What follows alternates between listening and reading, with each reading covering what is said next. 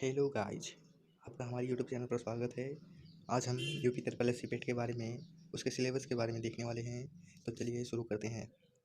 सबसे पहले हम आपको बता दें, जो प्रश्नों की संख्या पूछी जाती है वो प्रश्नों की संख्या उसमें 100 होती है और परीक्षा की जो समय अवधि होती है वो 2 घंटों की होती है और उसमें जो पूर्णांक होता है वो 100 नंबर का होता है।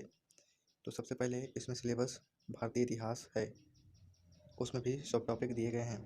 भारतीय इतिहास के सामने जो 5 लिखा है वो अंक है, उसमें 5 नंबर दिए जाएंगे। 5 अंक का उसमें क्वेश्चन पूछा जाएगा। इसमें सब टॉपिक है सिंधु घाटी की सभ्यता। इसी सब टॉपिक से ही क्वेश्चन आएगा, इससे बाहर क्वेश्चन नहीं जाएगा।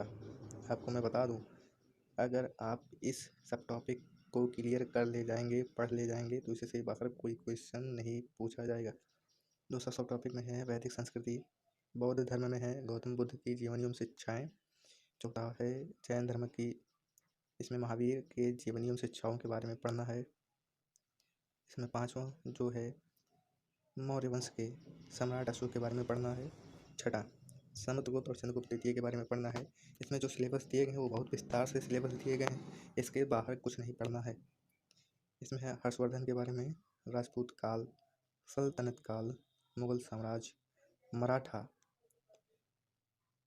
और इसमें ब्रिटिश राज का अभ्युदय एवं प्रथम लोक स्वतंत्रता संग्राम पढ़ना है। ब्रिटिश राज का सामाजिक आर्थिक प्रभाव पढ़ना है। दूसरा हमारा विषय है भारतीय राष्ट्रीय आंदोलन। इसमें भी सब टॉपिक दिए गए हैं, जैसे स्वाधीनता आंदोलन के प्रारंभिक वर्ष। और भारतीय राष्ट्रीय आंदोलन से भी 5 क्वेश्चन पूछे जाएंगे और इनके नंबर जो होंगे वो 5 अंक के होंगे।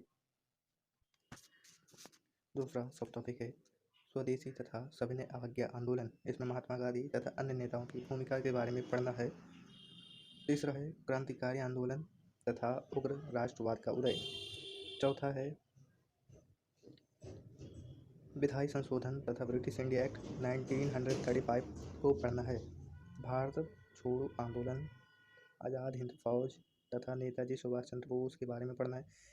यदि आप इस सब टॉपिक को क्लियर कर ले जाते हैं, पूरा इसके सिलेबस को पढ़ ले जाते हैं, तो इससे बाहर कोई क्वेश्चन नहीं जाएगा। आपको 90% से ऊपर क्वेश्चन इसी सब टॉपिक से देखने को मिलेंगे। इससे बाहर कोई भी क्वेश्चन नहीं जाएगा। हो सकता है कि 100 के 100 पूरा क्वेश्चंस आपको इन्हीं सिलेबस के अंतर्गत मिले और इसी से आए। कभी कभी होता है कि जो सिलेबस होता है उसके अंतर्गत होता है, लेकिन क्वेश्चंस बहुत हार्ड दे दिए जाते हैं, इसलिए लगता है कि ये सिलेबस से बाहर पूछा गया है, लेकिन ऐसा नहीं है।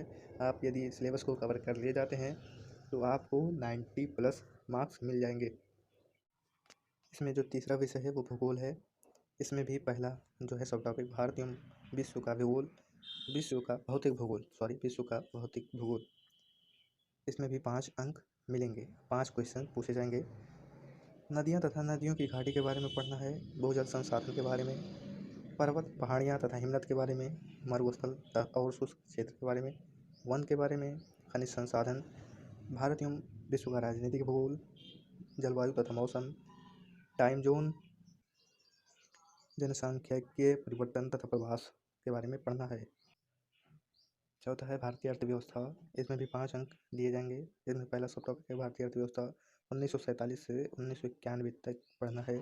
दूसरा है योजना आयोग तथा पंचवर्षीय योजना पढ़ना है। मिश्रित अर्थव्यवस्था का विकास, जिसमें निजी एवं सार्वजनिक क्षेत्र के बारे में पढ़ना है। हरित क्रांति के बारे में पढ़ना है। दुग्ध विकास एवं ऑपरेशन फ्लड के बारे में जान लेना है, कब शुरू हुआ था, कब नहीं शुरू हुआ था। बैंकों का राष्ट्रीयकरण तथा सुधार, वर्ष 1991 में आर्थिक सुधार तथा उसके बाद की अर्थव्यवस्था के बारे में पढ़ना है।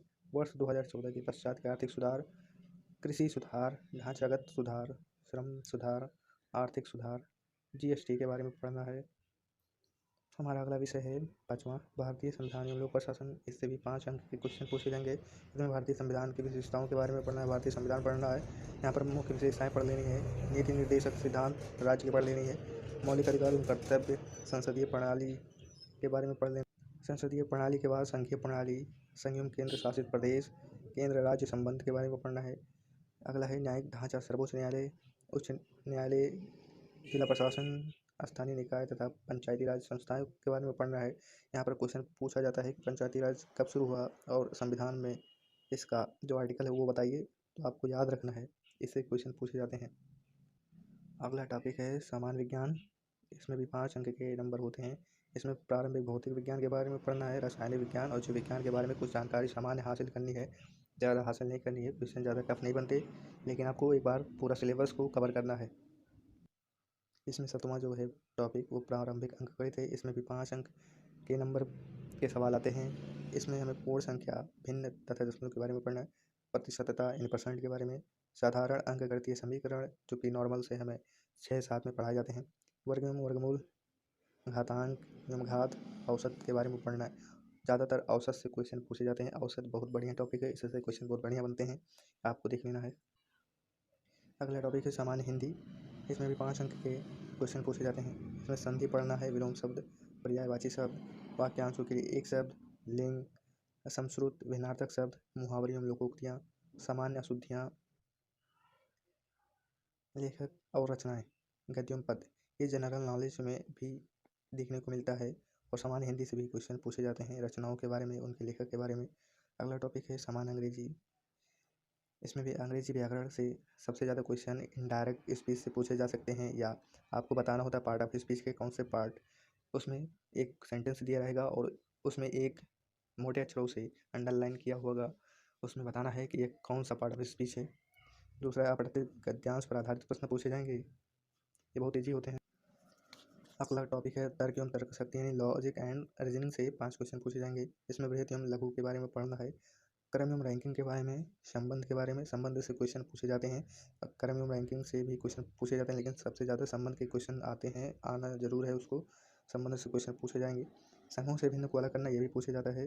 कैलेंडर एवं घड़ी, कम क्वेश्चन देखने को मिला है लेकिन आता है।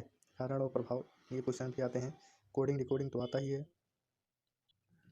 कोडिंग डिकोडिंग जो होता है वो संख्या तथा अक्षर पर आधारित होता है।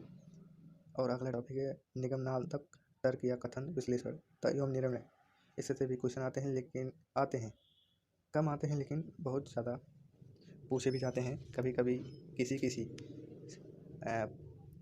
क्वेश्चन पेपर में इसी क्वेश्चन को दे दिया जाता है। अगला विषय है समसामयिकी यानी करंट अफेयर से 10 क्वेश्चन पूछे जाते हैं। बहुत महत्वपूर्ण टॉपिक है, इसको तैयार करके जाइएगा। इसमें भारतीय एवं वैश्विक से मतलब अपने भारत से और बाहर के देशों से क्वेश्चन पूछे जाते हैं। और सबसे ज़्यादा आप याद करके जाइए कौन सा खिताब किसने जीता, ये इससे क्वेश्चन तो ज़रूर आना है, आपको इसके बारे में जानकारी होना ज़रूरी है। अगला टॉपिक है सामान्य जागरूकता यानी जनरल अवेयरनेस। इससे भी क्वेश्चन 10 पूछे जाते हैं। इसमें भारत के पड़ोसी देशों के बारे में पूछा जाता है। कभी कभी क्वेश्चन आ जाता है कि बताइए हमारा भारत देश किन अन्य देशों के साथ जुड़ा हुआ है, उनकी संख्या बताइए, इससे क्वेश्चन आते हैं। देश, राजधानी, मुद्रा से क्वेश्चन आते हैं। इसमें मतलब देश से मुद्रा के बारे में पूछा जाता है ज़्यादातर। भारत के राज्य तथा केंद्र शासित प्रदेश से भी क्वेश्चन आते हैं। भारतीय संसद, राज्यसभा, लोकसभा और विधानसभा, विधान परिषद के बारे में भी क्वेश्चन आते हैं। राष्ट्रीय एवं अंतर्राष्ट्रीय दिवस, विश्व संगठन एवं उनके मुख्यालय, भारतीय पर्यटन स्थल।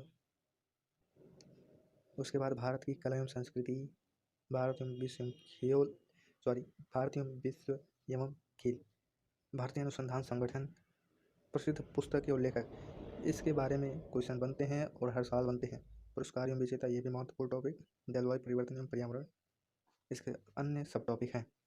अगला हमारा सिलेबस का पार्ट है पठित हिंदी गद्यांश का विवेचन और विश्लेषण। इसमें 2 गद्यांश दिए जाएंगे, 10 नंबर के होंगे, प्रत्येक गद्यांश 5 नंबर का होगा। अगला टॉपिक है ग्राफ की व्याख्या एवं विश्लेषण। इसमें भी 2 ग्राफ दिए जाएंगे, 10 नंबर के पूछे जाएंगे। प्रत्येक जो व्याख्या होगा, ग्राफ दिया जाएगा जो, वो 5 नंबर का होगा। तालिका की व्याख्या एवं विश्लेषण, इसमें भी 2 तालिकाएँ दिए जाएंगे 10 नंबर के और प्रत्येक 5 नंबर का होगा। आपको बता दूँ, अगर आपको प्रैक्टिस से करना है तो मैं वीडियो को अपलोड करूँगा जो आपके लिए बहुत हेल्पफुल होगा। आप उसको ज़रूर देखिएगा और उससे सवाल बनेगा, उससे सवाल पूछे जाएंगे। यहाँ पर जो मैंने बताया आपको टॉपिक के बारे में, यहाँ पर क्रमांक 1 से 9 पर अंकित शैक्षणिक विषयों में संबंधित प्रश्नों के जो कठिनाई का स्तर होगा वो एनसीईआरटी द्वारा निर्धारित सेकेंडरी या सीनियर सेकेंडरी स्तर का होगा, यानी 10 12 यानी 10 या 12 क्लास के एनसीईआरटी से क्वेश्चन आएंगे। तो 1 से 9 तक टॉपिक के बारे में हमने चर्चा की। परीक्षा का प्रकार वस्तुनिष्ठ प्रकृति का होगा, यानी एमसीक्यू के बारे में होगा, जैसे पूछा जाता है। प्रश्न पत्र बहुविकल्पीय प्रश्नों पर आधारित होगा, एक क्वेश्चन के 4 विकल्प दिए जाएंगे। और इसमें एक अगर आप एक उत्तर गलत कर देते हैं तो आपका नंबर 1/4 काट लिया जाएगा, यानी 0.25। यदि आप 4 गलत करते हैं तो 1 के बराबर आंसर काट लिया जाएगा। वीडियो को देखने के लिए धन्यवाद। मिलते हैं अगले टॉपिक पर।